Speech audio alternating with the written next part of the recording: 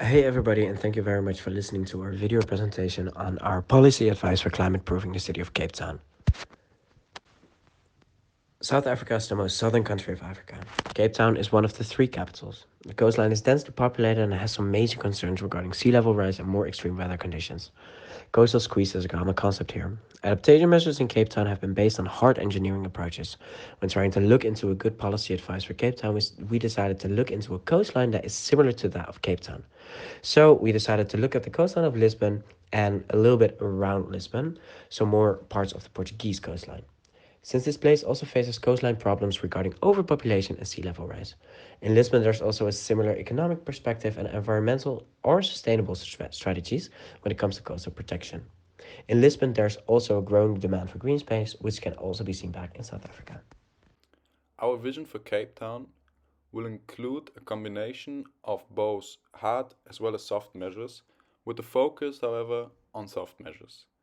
Our aim is to expand the existing coastal management system by including more hard measures such as breakwaters, rock armor, and doles. Those are, however, solely emergency measures that aim to combat coastal erosion in the short term.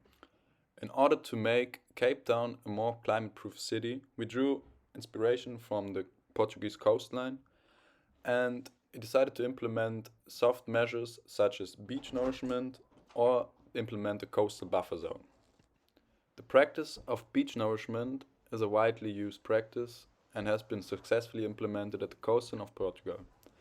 It is an advanced practice where the beach or the coastline as a whole is advancing towards the ocean.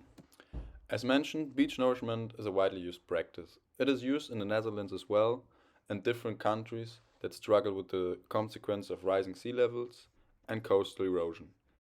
It requires, however, large amounts of resources, mainly sand, and the construction of such a beach nourishment project is very time intensive as well as expensive. For those reasons, it is advised to implement different strategies as well. One of those will be a coastal buffer zone that contains vegetation along the coastline that is resistant to saltwater. Additionally, there will be strategically placed wetlands within that buffer zone that are able to retain excess water coming from flash floods or other flooding events and will make the coastline more robust. In order to make that happen and implement those measures successfully, there need to be a switch from a grey to a more green or blue infrastructure along the coastline. That will include a shift away from roads going along the coastline, which will drastically reduce human-induced stress on the coastline. This is more of a retreat approach where the coastline gets more towards the inland. Coastal protection management is a very complex issue and involves many different parties and stakeholders. Therefore, it is crucial that all involved government authorities will cooperate and work together with the same goal. We now take a look at step 4C, in which we present critical external factors that could make or break our policy. Global warming. Global warming directly affects the safety of Cape Town due to the sea level rise. If this process accelerates, our measures may be insufficient for the long term, therewith increasing the likelihood of society disrupting floods. Corruption. Several reports show that corruption is relatively high in South African governance. Our measures can have implications for businessmen that, for example, own property on the coast where a buffer is to be built. They can then bribe the regional administration to make decisions in their favor, preventing coastal protection from going ahead. Third one is unforeseen circumstances. As experienced recently, pandemics or wars always lurk. Resolving these issues then becomes top priority, by which focus on tackling climate change shifts away.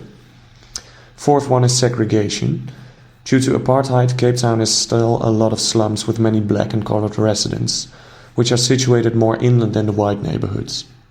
Sea level rise may cause these white neighborhoods to have to be abandoned, which could then drive out the colored neighborhoods. Last one is economic development.